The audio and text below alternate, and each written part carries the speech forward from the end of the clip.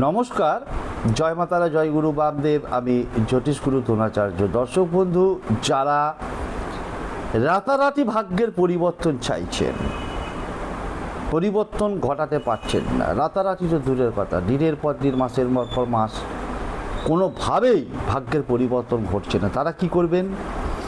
তারা একটা সাদা কাগজ নেবেন, লাল কালির পেন নিয়ে একটা সংখ্যা দেখাচ্ছে স্ক্রিনে 13536, এইটাকে পরপর 3 বার সিরিয়ালি 13536 13536 13536 ঠিক এইরকমভাবে 3 বার লিখবেন।